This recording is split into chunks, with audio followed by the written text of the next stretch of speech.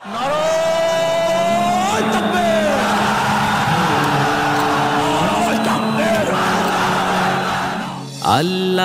আইন চাই, সৎ লোকের শাসন চাই। আল্লাহর আইন চাই, সৎ লোকের শাসন চাই। আসসালামু আলাইকুম ওয়া রাহমাতুল্লাহ। নাহমাদুহু ওয়া নুসাল্লি আলা রাসূলিহিল কারীম। ইয়া আইয়ুহাল হাযিরুন রাহমাকুমুল্লাহ। ওয়া মান ইয়াবতাগি গায়রাল ইসলাম দীনান ফালান ইউকবালা মিনহু। আল্লাহর দরবারে হাজারো শুকরিয়া যে আল্লাহ তাআলা আজকে দিনব্যাপী আলেম ওলামা একটা সংযোগ আমরা নিয়ত করেছি। কাহালু উপজেলার মালঞ্চা থেকে শুরু করে নন্দীগ্রামের রনবাগা পর্যন্ত আমরা গণসংযোগ করেছি মোটর সাইকেল নিয়ে। আপনাদের নন্দীগ্রাম এখানে এসে পথসভায় আল্লাহ তাআলা আমাকে আলেমদেরকে কিছু বলার তৌফিক দান করেছেন। আপনার ধৈর্য নিয়ে বসে দাঁড়িয়ে শুনতেছেন। আল্লাহ পাক সকলকে রহমত করুক, আমাদের সকলকে আল্লাহ তাআলা দ্বীনের জন্য, কোরআনের জন্য কবুল করুক। সকলে বলে আমিন। আমরা সকলে অন্তর থেকে বিশ্বাস করি আইন চাই কার? আর সৎ লোকের শাসন চাই।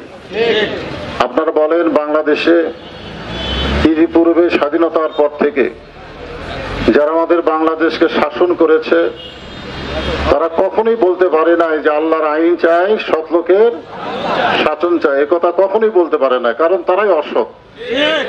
অসৎ মানুষ কোনোদিন সৎ শাসন চায় না।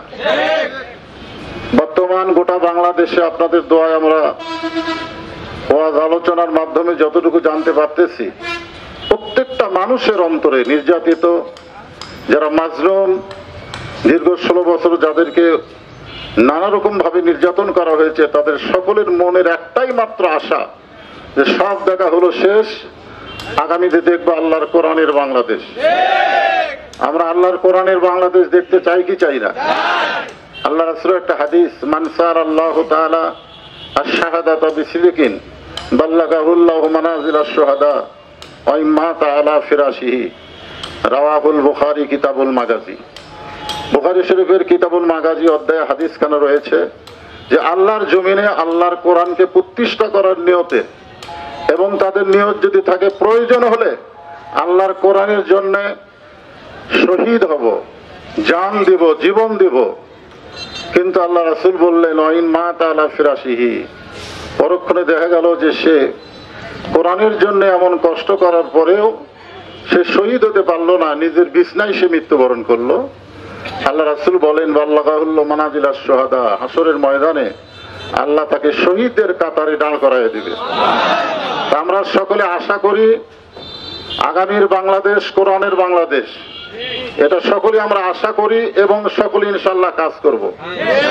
সকলে ইনশাআল্লাহ কাজ করব। আর বিশেষ করে আমাদের কাহালু নন্দীগ্রাম আসনের জন্য যাকে নমিনি করা হয়েছে, আমার রুহুল আমিন ভাই তো বলেই দিলেন, গোটা বাংলাদেশের মধ্যে তিনি 1 নম্বরে আছেন। বলেন আলহামদুলিল্লাহ। বাড়ি সাজানপুর হলে কি হবে, সে আমাদের অত্যন্ত নিকটতম নন্দীগ্রাম এবং কাহালুর আসনের এমপি, আমাদের বগুড়া জেলার লোক, ছেলে, একেবারে ছেলে মানুষ, তাকে নমিনি করা হয়েছে। আমরা সকলেই স্বতঃস্ফূর্ত ভাবে তার জন্য প্রাণ খুলে দোয়া করব, আল্লাহ যেন তাকে বিজয়ের মালা পরার তৌফিক দান করে। শুধু আমাদের কাহালু নন্দীগ্রাম নয়, আগামীতে গোটা বাংলাদেশ যেন কোরআনের দেশ হয়, আর কোন জালেম যেন জুলুম করতে না পারে, মিথ্যা একটা ট্যাগ লাগায়। এ দেখেন বিএনপির মধ্যে থেকে বলা হচ্ছে রাজাকার এই মুহূর্তে বাংলা ছাড়। আপনারা বলেন তো 91 সালে জামাত ইসলাম যদি বিএনপিকে সমর্থন না দিত, বিএনপি সরকার গঠন করতে পারত? সেই সময় কিন্তু হাসিনা আইছিল জামাত ইসলামের কাছে যে আপনারা আমাদের সমর্থন করেন, 18টা আসন নিয়ে সমর্থন করলেই আওয়ামী লীগ সরকার গঠন করবে।